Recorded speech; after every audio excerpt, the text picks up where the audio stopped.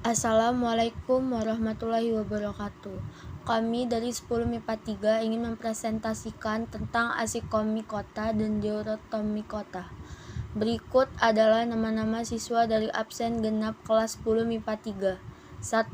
Salwa Zean Kaila. 2. Putri Fadila. 3. Miranda Dwi Mayanti. 4. Marisa Putri. 5. Alina Naura. 6. Andrina Salimah. 7. Shana Salimah. 8. Naila Naidila Wibowo. 9. Zeya. 10. Rifki Maulana. 11. Jean. 12. Bagus Arya Satya. 13. M. Andika. 14. M. Ragil. 15. Ahmad Rafi Maulana. 16. Dandia Nugra. 17. Adam Pansuri. 19. Gilang Prastio. Pengertian askomikota. Askomikota merupakan fungsi yang memiliki pengelompokan terbesar. Berdasarkan jumlah spesies, askomikota terdapat 33.000 spesies menurut 3 kategori subfilum, yaitu Tapirinomicotina, Saccharomycotina, dan Pezizomicotina. Askomikota dapat ditemukan di beberapa wilayah laut, air tawar, dan daratan. Askomikota dapat dikategorikan sebagai fungsi yang memiliki flagella yang memiliki alat gerak berjumlah 1 atau lebih. Ciri askomikota: 1. Hifa bersekat. 2. Bersel satu dan bersel banyak. 3. Ada yang bersifat parasit, saprofit. Ada yang bersimbiosis dengan ganggang hijau atau biru membentuk lichines. 4. Mempunyai askus. 5. Dinding sel mengandung zat kitin. 6. Reproduksi seksual dan aseksual. Pengertian deuteromikota adalah jamur yang belum diketahui cara reproduksi seksualnya. Nama lain dari deuteromikota adalah fungsi imperfekti, (jamur tidak sempurna).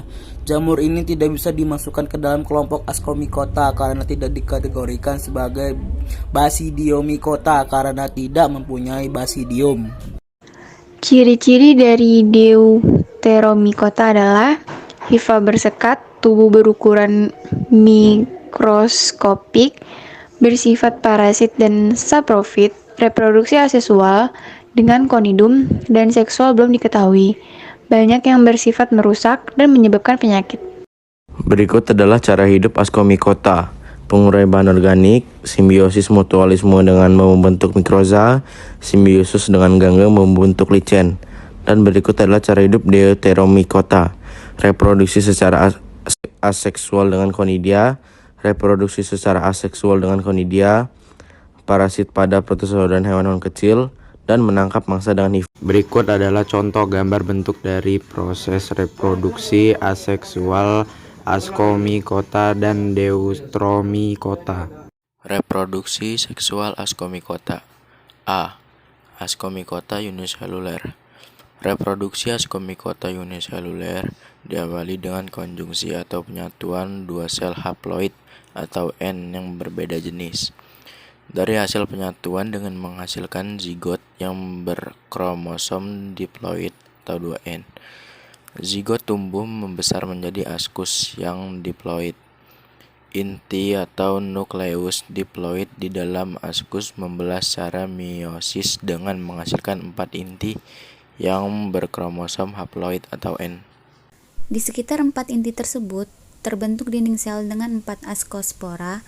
Di dalam askus berkromosom haploid atau N, jika askus sudah masak, maka selanjutnya askus akan pecah dengan mengeluarkan askospora. Askospora akan tumbuh menjadi sel jamur baru yang haploid atau N. Reproduksi seksual jamur askomikota multiseluler sebagai berikut. Pertama, hifa positif dan hifa negatif yang masing-masing memiliki kromosom haploid yang berdekatan. Hifa positif membentuk askogonium atau alat reproduksi betina, sedangkan hifa negatif dengan membentuk anteridium atau alat reproduksi jantan. Kedua, askogonium akan membentuk saluran yang menuju anteridium yang disebut dengan trikogin. Melalui trikogin terjadi proses plasmogami atau peleburan sitoplasma. Askogonium akan menerima nukleus yang berkromosom haploid dari anteridium sehingga askogonium memiliki banyak inti dari keduanya atau dikariotik. Ketiga, askogonium akan tumbuh menjadi sebuah hifa dikariotik yang bercabang-cabang dan tergabung dalam askokap.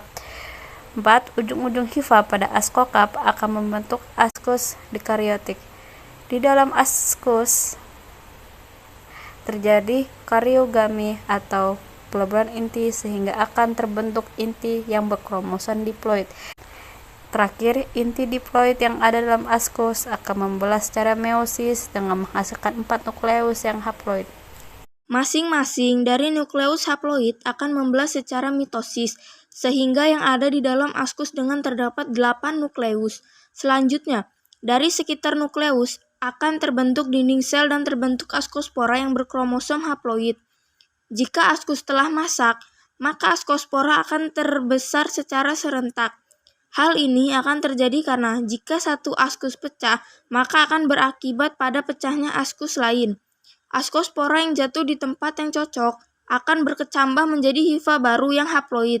Hifa haploid akan tumbuh bercabang-cabang membentuk miselium yang haploid. Berikut ini adalah contoh gambar bentuk proses reproduksi seksual Ascomycota.